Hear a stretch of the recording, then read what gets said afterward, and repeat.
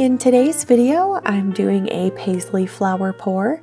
I've done a few of these in the past and they turn out really beautifully. I'm using up some leftover paint from a previous dip video, and then I also have some greens mixed up and some gold mixed up to add to my painting.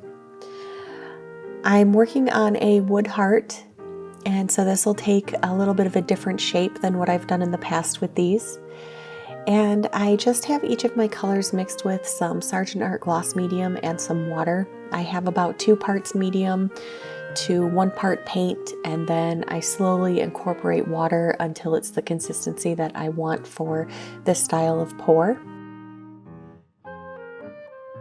And to start out, I'm going to put my white down and some of that green down, and then I'm going to be using my airbrush to create my background first before pouring my colors for the flowers.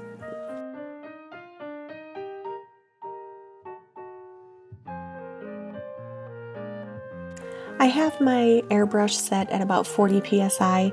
I just keep it on that pressure, and it works really well for me for all of the different techniques that I use it for. But I really like using the airbrush for these backgrounds. It just gives it a really nice, flowy, airy feeling to it, and kind of an abstract grass, or just an abstract grass look to it. So you could do your background in different ways if you don't have an airbrush or if you don't like this technique, but it's a really nice way to just blend those colors and to get a nice background before I start putting my flowers down.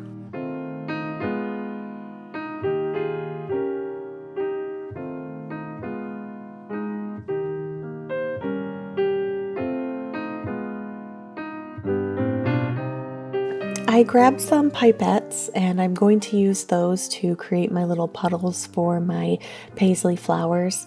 And I'm just starting out with some of my pink and just adding that to the surface.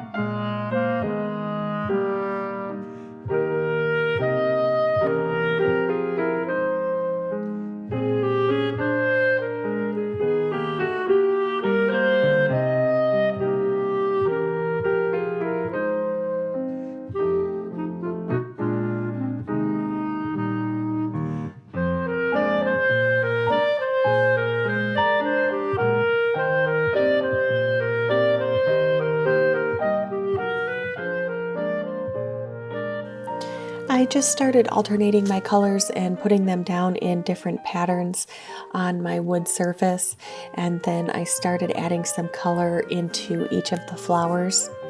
Once I was done with that, I just took my palette knife and ran it through my puddles to create that paisley look.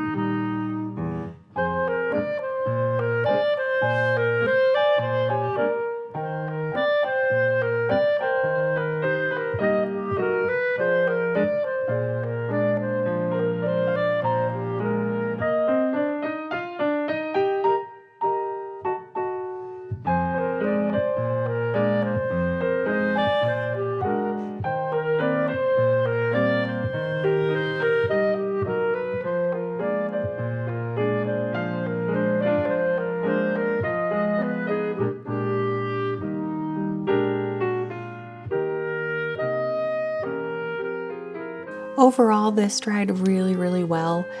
My colors were quite dark. If you didn't like how dark they turned out, you could select some lighter colors for this. But that background dried really nicely, and each of my flowers dried really, really well. And it was really fun to work on a different shape.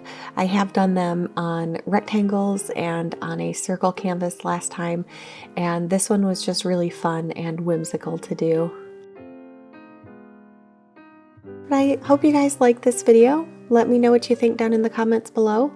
If there are some other colors that you'd like to see in this technique, let me know. This has been a really fun one to learn and practice, and I really like the way that these abstract flowers turn out. But if you haven't already, don't forget to hit that subscribe button. I do post 2 videos a week. Thank you guys so much for watching today, and I'll see you in the next one.